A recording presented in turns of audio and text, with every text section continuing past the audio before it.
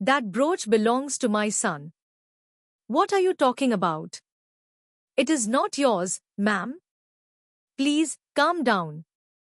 My son disappeared. That brooch was my son's. I don't know anything about your son. Enough. That brooch belongs to my son, the billionaire said. And what she discovered afterward left everyone completely stunned. That brooch is my son's. That man is wearing it. I want to see him. Eleanor Whitmore's scream cut through the air on Fifth Avenue like a gunshot. Pedestrians froze. The bodyguards reacted instantly. And Ryan Carter, who at that very moment was barely trying to survive another ordinary Tuesday, understood nothing about what was about to happen to him. It was 11 in the morning when the Whitmore family's black limousine came to a sharp stop in front of the Plaza Hotel in New York. Eleanor Whitmore, 72 years old, the owner of a real estate empire worth more than $4 billion, was sitting in the back seat reviewing documents when something caught her attention through the tinted glass. It was not a smell. It was not a movement. It was a flash. A small round brooch, with a central stone the color of a ruby, surrounded by thin silver threads worked by hand. A brooch she herself had commissioned from the jeweler Aaron Duval, in his Upper East Side workshop, exactly 8 years earlier. A brooch designed only once. And for only one person. Her son, Alexander. Now that same brooch was pinned to the filthy chest of a homeless man. The man looked young, perhaps no more than 30, although it was hard to be sure, because the street ages people in a different way. It hardens the skin, dulls the eyes, bends the shoulders inward, as if the body were trying to make itself invisible. He had tangled black hair, several days of beard, rough hands covered with dirt and old scabs. He wore jeans torn at both knees, a black jacket with the seam split open on the right sleeve, and he dragged a black plastic bag full of cans and cardboard. He walked slowly, with the heavy, resigned gait of someone who is in no hurry, because he has nowhere to go. And right in the middle of his chest, over that stained jacket, that impossible jewel was shining. "Stop him!" Eleanor shouted again. This time her voice trembled in a way her employees had never heard before. It was not anger. It was something older, something deeper. It was the sound a mother makes when something she believed was dead suddenly begins to move again. Ryan stopped, not because he understood what was happening, but because 3 large men in dark suits and discreet earpieces blocked his way. One of them stretched out a hand without saying a word. The message was clear. "Listen, I didn't do anything," Ryan said. His voice was hoarse, rough like burnt paper. He lifted his hands by instinct. The black bag hung from one of his fists. "What's the problem?" There was no answer. The 3 bodyguards simply surrounded him.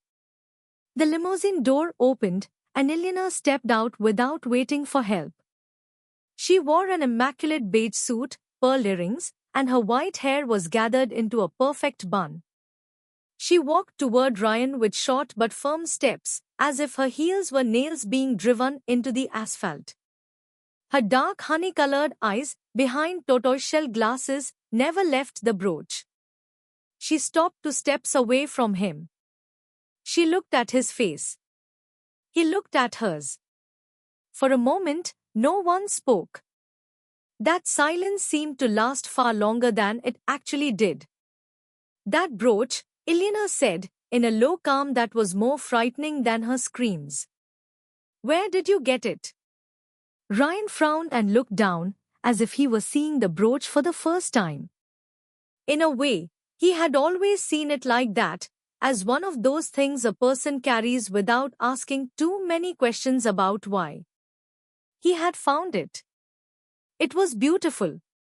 He had pinned it to his jacket because, in a foolish and confused way, he felt it protected him. I found it, he said. Where? In the trash. Ilyana closed her eyes for 1 second. When she opened them again, something inside them had changed. There was no longer doubt. There was decision.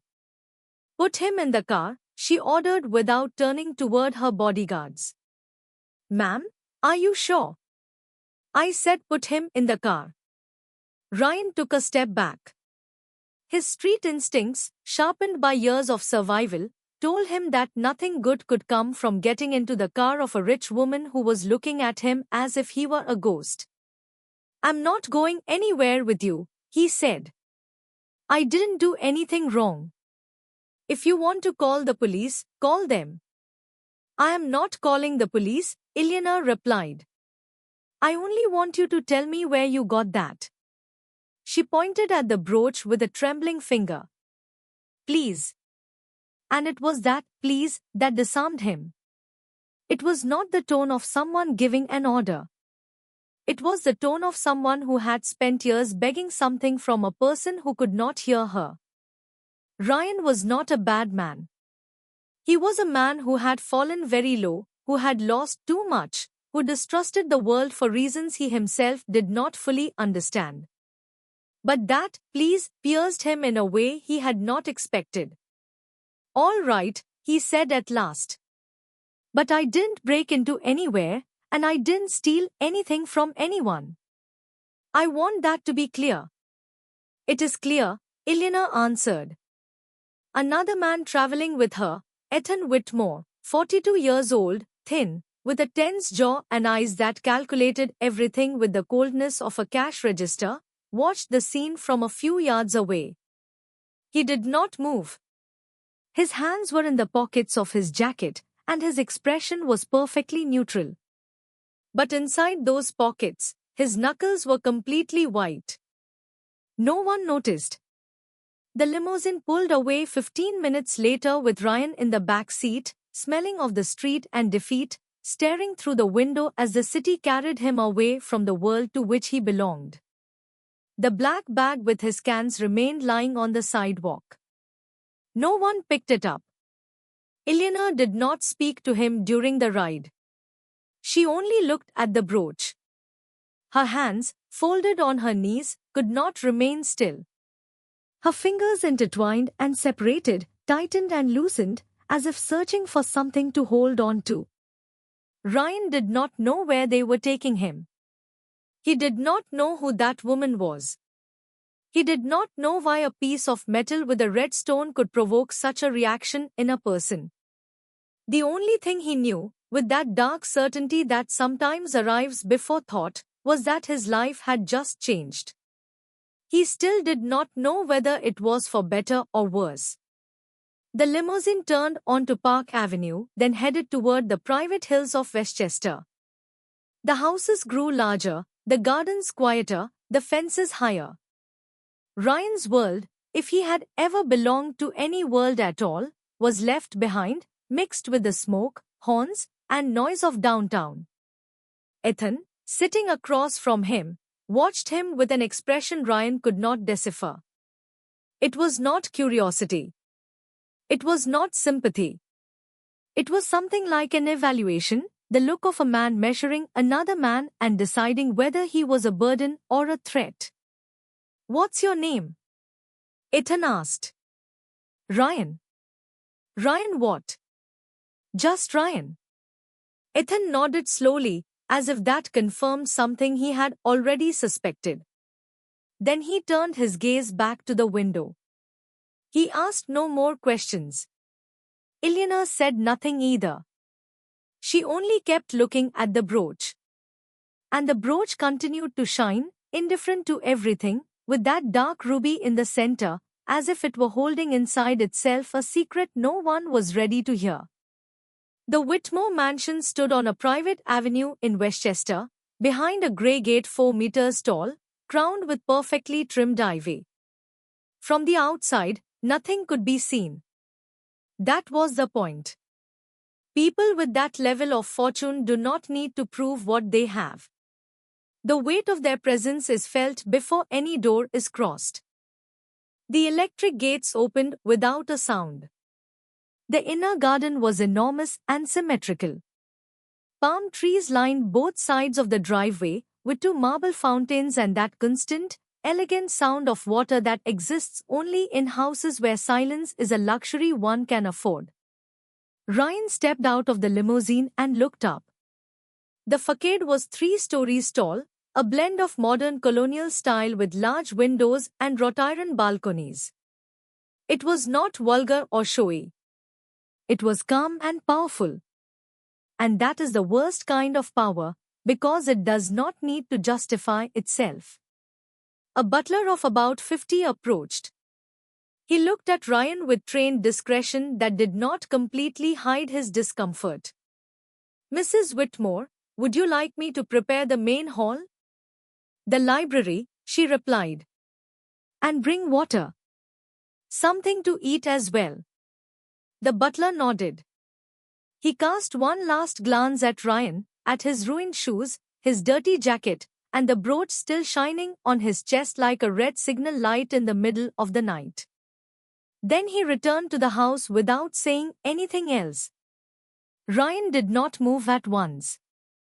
He looked at the gate, which was already closing behind him. He calculated the distance. He calculated the odds. Then he took a deep breath and walked on. Because at some point in his life he had learned that running from the unknown is not always the smartest thing to do. And that sometimes the real danger is not in the direction fear is pointing. What he still could not know was that he was right. The real danger was right behind him. It walked in silence, with its hands in its pockets and its knuckles still white. The Whitmore library smelled of old wood and inherited money.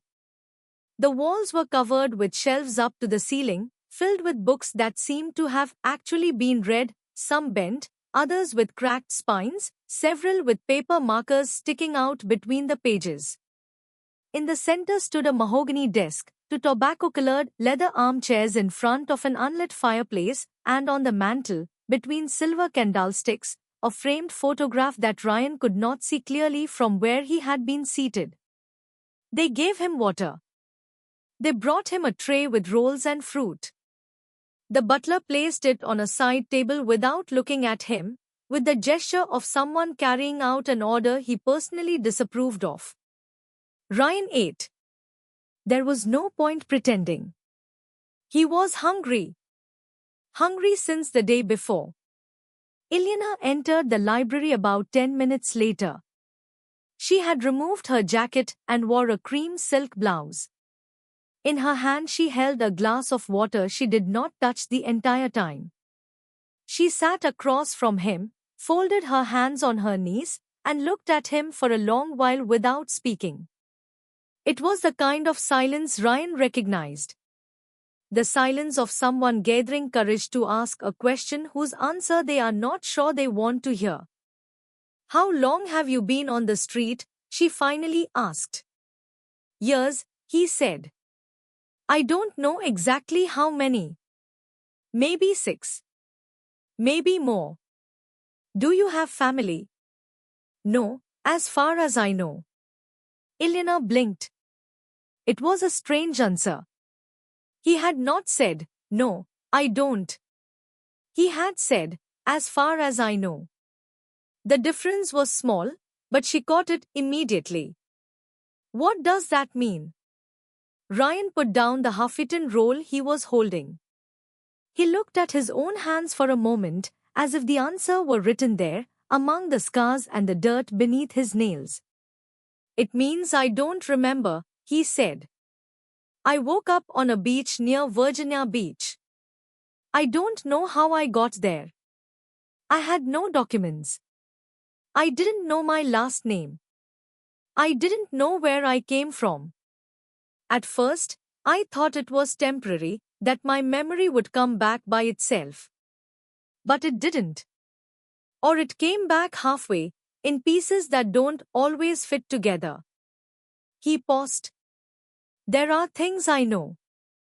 I know how to speak. I know how to read. I know the names of cities on a map. But I don't know who I was before that beach. Ilyana listened without moving. Her lips were slightly parted and her eyes wide open, like someone receiving information that the body understands before the mind. And the brooch? She asked, her voice dropping almost to a whisper. I found it in a dumpster near the port. Maybe 3 years after I woke up on the beach. Maybe 4. It was among garbage bags, tangled in some cloth. I cleaned it and kept it. He shrugged. I thought it was beautiful. And it made me feel. I don't know. Something. Something like what? Ryan looked at her. It was a strange question. It did not sound like the question of someone who simply wanted a jewel returned. Like it was mine, he said. Like it had always been mine. There was a pause. I know that sounds ridiculous. A homeless man saying an expensive jewel had always been his. But you asked. Ilyana gripped the glass of water with both hands. At that moment, the library door opened and Ethan came in. He never knocked. Never. It was one of his quiet but constant ways of reminding everyone that he considered the house as much his as anyone else's. May I know what is going on here? He asked. His tone was the tone of someone who already knew the answer and was only asking in order to register his formal disagreement. We are talking, Ilyana said without turning toward him. I can see that. Ethan entered the room and stood behind his mother's chair, arms crossed, looking at Ryan with an expression any person from the street would have recognized instantly. The look of someone evaluating another person as a threat. Have you asked him where he stole the brooch? I didn't steal it, Ryan said, and his voice did not tremble. Of course you didn't, Ethan replied, with a smile that did not reach his eyes. Homeless men always find $50,000 jewels in the trash. Happens every day. Ethan, Ilyana said. And in that name there was a complete warning. Mother, we need to be realistic. This man appears with Alexander's brooch and says he found it. That isn't a story. It's an alibi. The difference matters. The difference, Ryan said calmly, is that I have no reason to lie to you. I don't know who you are. I don't know who she is. I don't know who Alexander was. I was just walking, and suddenly there were 3 men stopping me in the street. Ethan watched him for a long moment. Then he looked at his mother. Have you already told him who Alexander was? Not yet. Good. Because before you do, we should call the police. Check his background. See if he has outstanding warrants. If he has stolen anywhere. If there is a complaint. We are not calling the police. Mother. I said no. This time Ilyana truly turned to look at him. And in her eyes there was something Ethan knew well, something that usually stopped him, the absolute will of a woman who had spent more than 40 years making decisions without asking anyone's permission. I am going to talk to him. I am going to listen to him. Then I will decide what to do. You may stay or you may leave, but you will not interrupt me again. Ethan uncrossed his arms and nodded with the calculated slowness of a man who yields in form but not in substance. He walked to a chair on the other side of the fireplace and sat down, still watching Ryan with the dangerous calm of an animal that had decided to wait. Ryan noticed. And decided not to show that he had noticed. Who was Alexander? He asked, turning back to Ilyana. She hesitated. Then she stood and walked to the mantel. She took the framed photograph and held it with both hands for a few seconds. She looked at it. Then she turned it toward Ryan. It was a picture of a young man. In the image, He would have been around 27 or 28. He was smiling. He had tan skin, clear Hajel eyes that contrasted with his dark complexion, and he was standing in front of what looked like a country house in the Hamptons. He wore a white linen shirt with the sleeves rolled up. He looked happy in the way only people look happy when they do not yet know that happiness ends. And in the pocket of that white shirt, barely visible in one corner of the photograph, was the ruby brooch. Ryan looked at the photograph for a long time. Something happened to his face, something he himself would not have been able to describe. It was not recognition. Not exactly. It was not one of those clear, cinematic moments when everything suddenly comes back. It was something more unsettling. It was the sensation of looking into a broken mirror, where some parts of the image match and others are simply missing. The eyes of the man in the photo. The angle of the jaw. The way he held his body, slightly tilted, with his weight on his left leg. "Who is he?" he asked again, but now his voice had a different texture. "My son," Eleanor said. "Alexander Whitmore died 5 years ago in a car accident. His car fell into the sea near Virginia Beach. We never found the body." The silence that followed was so dense Ryan felt it physically, like pressure in his chest. "Virginia Beach," he repeated. "Virginia Beach," Eleanor confirmed. None of them said anything else for a moment. There was no need. The word had already said enough. And the silence said the rest. From his chair, Ethan watched them both. His expression did not change. His hands rested on the armrests with perfect stillness, almost artificial. The stillness of someone who has rehearsed for a long time how to appear calm. "That proves nothing," he finally said in a low voice. "A geographical coincidence is not proof of identity." "No one said it proved anything," Eleanor replied without looking at him. "I just want us to keep our feet on the ground." Ethan stood, adjusted his jacket with a precise, practiced motion. "If you want to know more about him, the proper thing to do is a formal verification. Documents, background checks, medical examination. Not a conversation over coffee." "You are right," Eleanor said. "We will do all of that starting tomorrow." Ethan nodded. He looked at Ryan one more time with the same inventory-like gaze he had already directed at him twice. Then he left the library without saying goodbye. Ryan kept looking at the photograph. May I look at it a little longer?" he asked. Eleanor, who had been hard all her life because no one had given her any other choice, felt something loosen inside her, in a place that had been closed for years. "You may keep it tonight," she said. "If you want." Ryan did not answer. He only kept looking at the Hajel eyes of the young man in the picture, searching in that broken reflection for something that had a name, something that had a shape, something that looked even a little like an answer.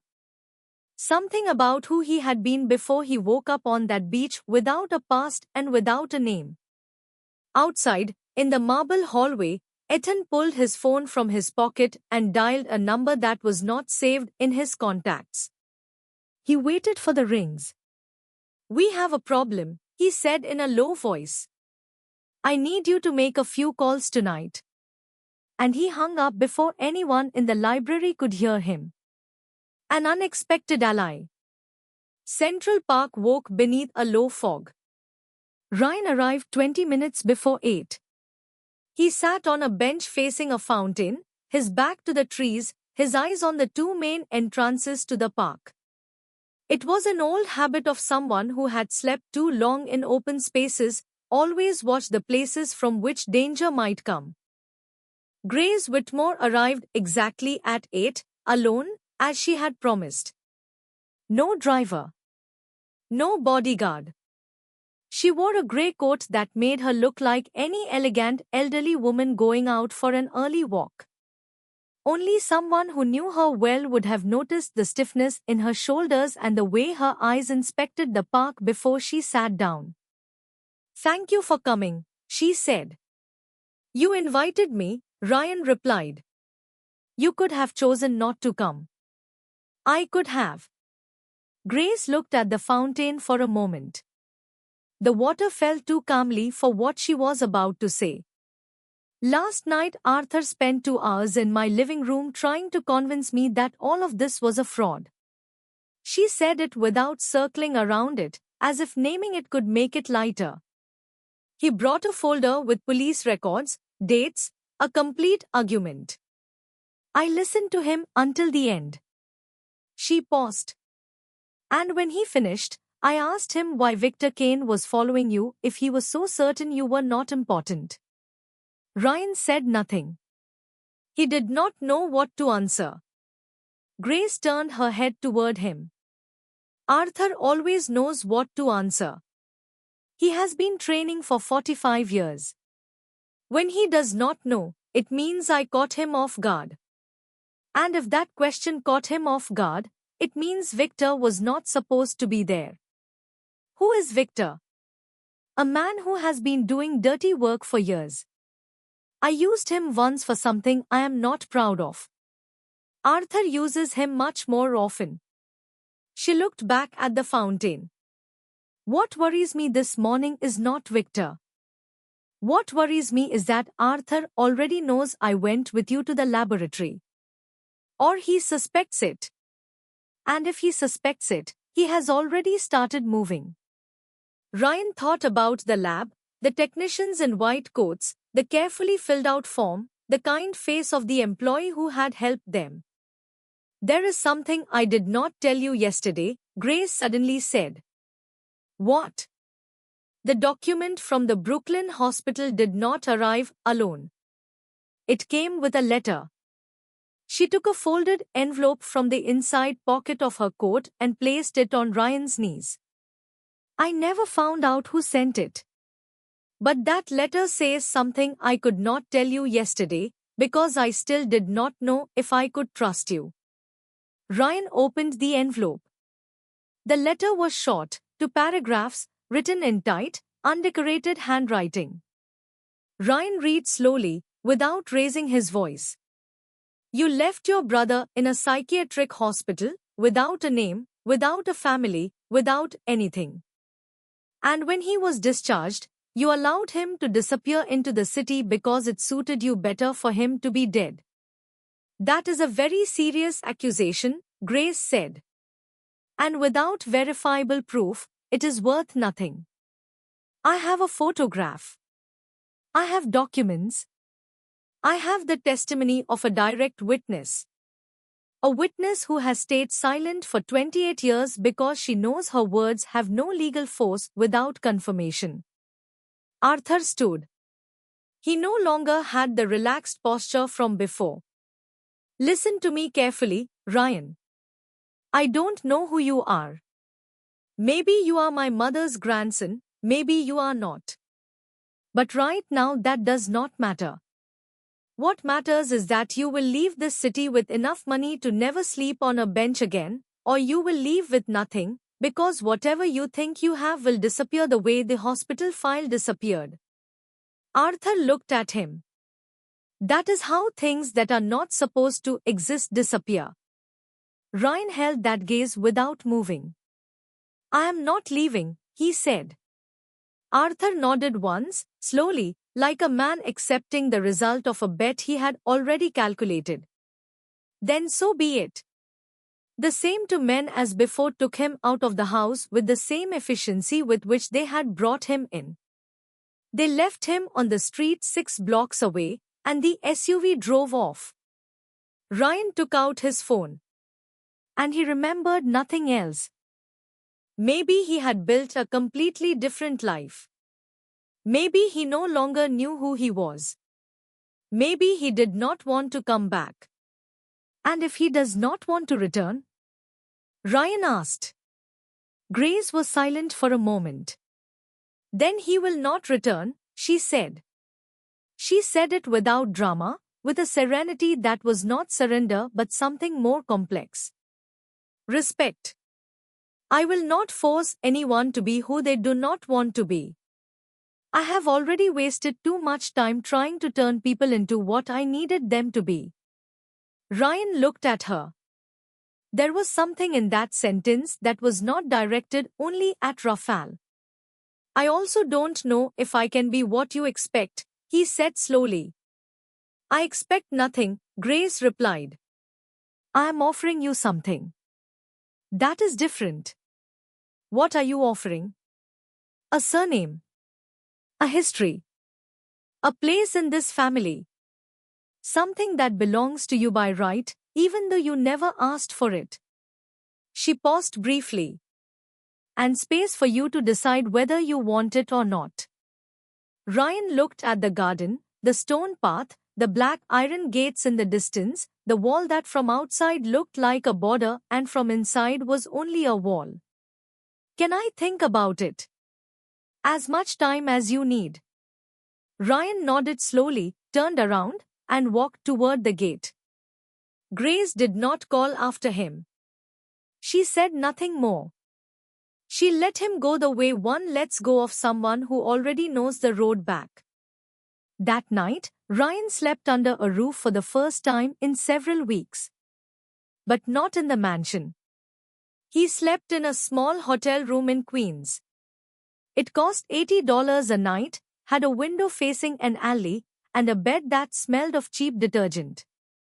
He paid with the money Attorney Hayes had advanced to him as part of the legal expenses. He lay down fully dressed. He placed the pendant on the nightstand beside the phone. The red stone, without light, looked dull and real. He thought about Eleanor's sister. He thought about the orphanage in Queens. He thought about the 3-year-old boy who arrived without a name and without a story, and learned not to need either one. He thought about Connie Rivers, who had carried 28 years of fear to reach that moment. He thought about Arthur, who had carried 28 years of lies and was now in some detention center, waiting for a trial that would last years and had very few favorable outcomes. And he thought about Robert Hale, a 51-year-old man somewhere in that city, in that country, or in that world. A man who might have rebuilt his life from nothing, without knowing that he had a son. A man who perhaps wore a scar above his left eyebrow and did not remember where it came from. Or maybe he did remember. Maybe he had remembered everything for years and had chosen not to return. Ryan picked up the pendant from the table, squeezed it once, let it go, and fell asleep with a question for which he still had no answer. It was not a question that destroyed. It was a question that pushed him forward. If Robert Hale remembered and chose not to search, what had he found in that nameless life that was worth more than everything he had left behind? It was not a question of pain. It was a question of curiosity. And that, Ryan thought before sleep reached him, was perhaps the closest thing to peace he had felt in 31 years.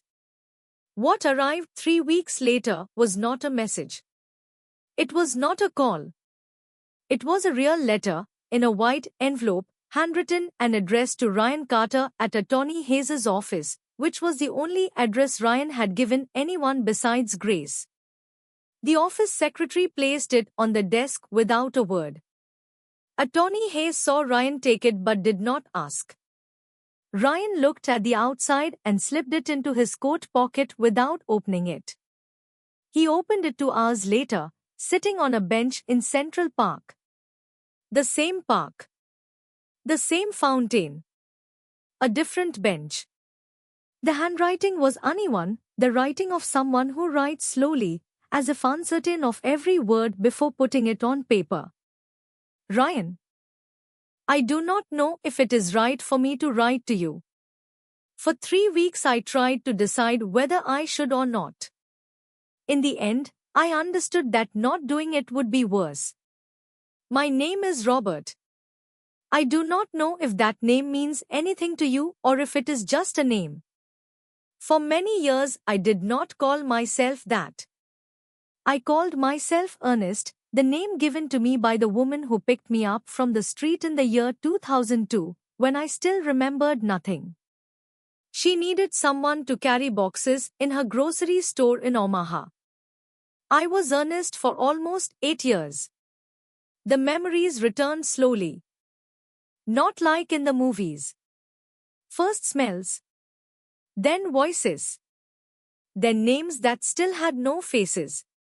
My mother was the first thing I remembered clearly, the smell of her perfume, the way she said my name when she was angry. Then I remembered Arthur. And when I remembered Arthur, I understood why I had not returned. Ryan stopped reading. He closed his eyes. He opened them again and continued. I did not look for you because I did not know you existed. I swear that on everything I have left of my dignity. If I had known there was a child, nothing in this world would have stopped me. Not fear.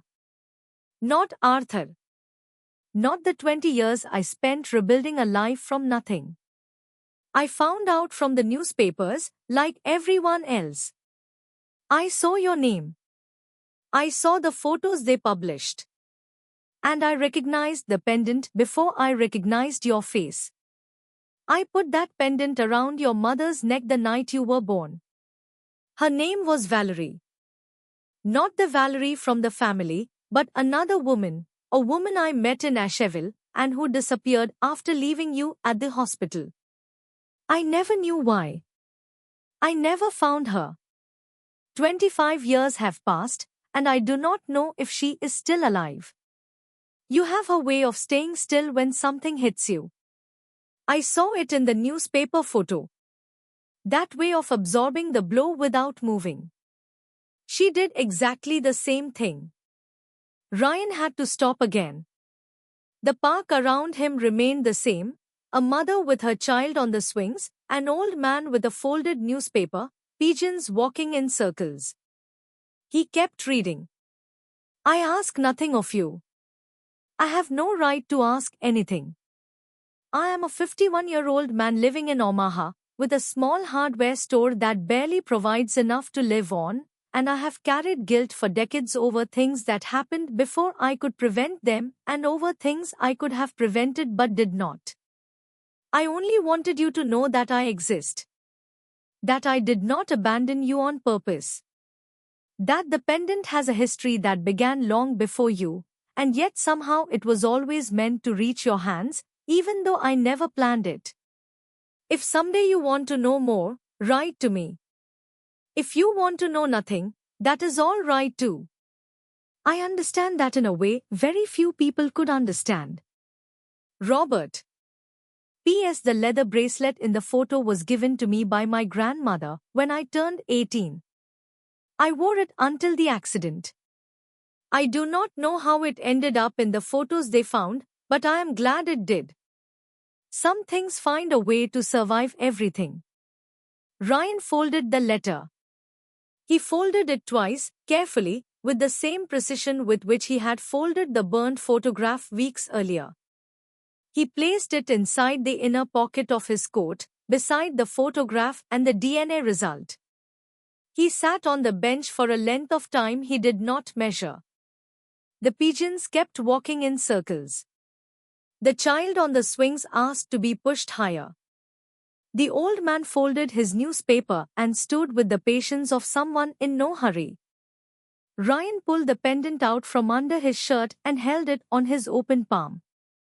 The red stone shone differently in the afternoon sun. It had depth. It had layers. He thought of everything that pendant had carried. A man who loved a woman named Valerie.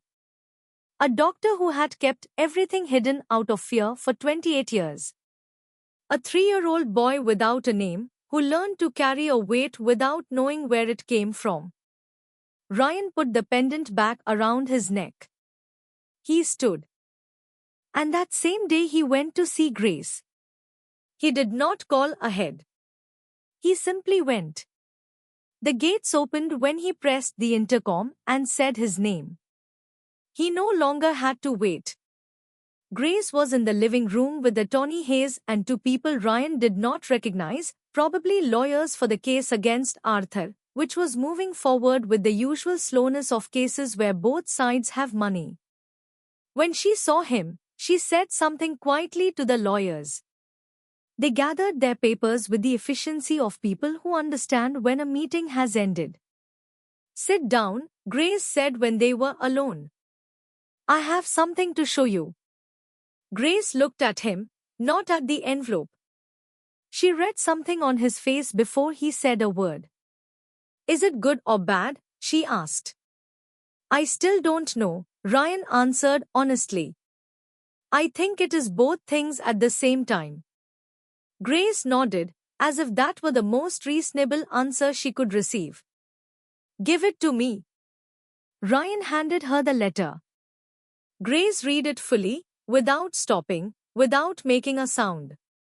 Only her eyes moved from one line to the next, with the absolute concentration she reserved for things that mattered.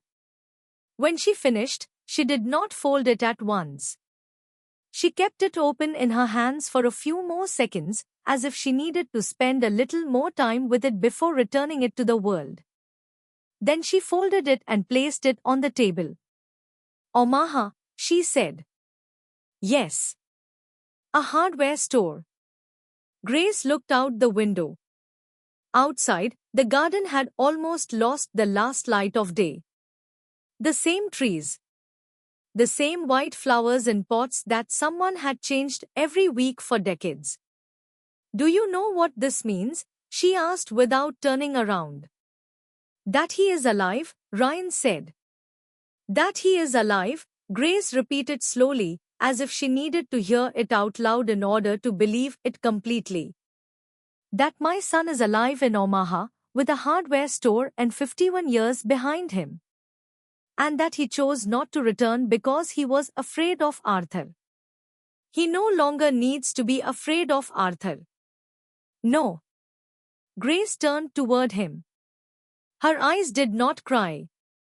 Ryan had not seen her cry in weeks, and he was beginning to understand that this was not coldness, but another way of feeling, deeper, quieter. "Are you going to write to him?" she asked. "I don't know yet. I need to think about what I want to say to him. I don't want to write just anything. Take all the time you need." "And you?" Ryan asked. "Will you write to him?" Grace looked at him for a long moment. "Tonight," she said. And in those two words there was something that did not fit into longer sentences: certainty, quiet urgency, a mother over 70 years old who had just learned that her son had a hardware store in Omaha, and that she had already waited long enough. Ryan nodded. There was a silence that neither of them broke immediately. It was not uncomfortable. It was the kind of silence that exists only between people who have gone through something together and no longer need to fill it with words. "Ryan," Grace said after a moment. "Yes." "Have you decided?" He did not need to ask what she meant. Ryan had thought about it for 3 weeks, since that moment in the garden, since that, "You have time." He had thought about it in the hotel room in Queens, on park benches, during aimless walks through Manhattan, Brooklyn, the Bronx, and all the places he knew by heart because he had walked through them with nowhere to go. "Not yet," he said. Grace did not look disappointed. "That is all right. But I think," Ryan said slowly, "that I want to know how it feels to have a place. A last name. To see what happens." He paused. "Without promising anything to anyone. Just to see." Grace looked at him. Something changed in her face. It was not dramatic. Only a millimeter at the corner of her mouth, at the edge of her eyes. The most restrained version of a smile. "That is enough," she said. That night, Ryan did not sleep in the hotel room in Queens. He slept in the Whitmore mansion, in a room on the second floor, with a window overlooking the garden, in a bed that smelled of truly clean linen, not cheap detergent. He did not fall asleep immediately. He lay there for a while with his eyes open, staring at an unfamiliar ceiling, listening to the sounds of a house he still did not know, the creak of wood, the distant hum of traffic, the wind moving something in the garden near the window. He placed the pendant on the nightstand. The red stone, without light, looked dull in the darkness. He thought about the hardware store in Omaha. He thought about Valerie, who had disappeared after leaving him at the hospital and whom no one had found in 25 years. He thought about Eleanor's sister, very old the last time he had seen her. He thought about Connie Rivers in Hartford, who after 28 years of fear might finally be able to rest. And he thought about Arthur, sleeping in some detention center with the same calm as always, surrounded by his lawyers. Maybe he would find a way out. That is how these things work. But the article existed. The records existed. Connie's testimony existed. And now Robert existed, with a name, and address, and 51 years of life. That was a witness no lawyer could make disappear. Ryan closed his eyes. Before sleep came, a question touched the edges of his consciousness. It was not painful. It was simply there, like those questions that do not demand an immediate answer, but settle in and wait. What had Valerie been hiding all those years? And that, Ryan thought as sleep finally overtook him, was exactly the kind of question that changes the meaning of everything that comes after.